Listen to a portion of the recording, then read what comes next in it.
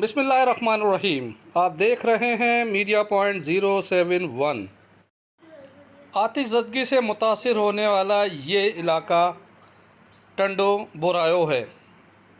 रोड़ी के नज़दीक इस गांव में तकरीबन 1 दर्जन से ज़ायद झोपड़ियाँ, कच्चे मकान आतिशज़दगी की वजह से खाकस्तर हो गए।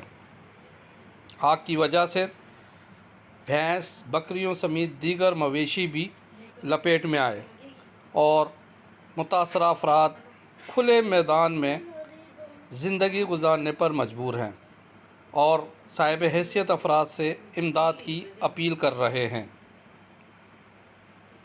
जो नुकसान थी चोरा घर सड़ी घर में का शायद हूंदी ना बाबा ये रंग के ना हर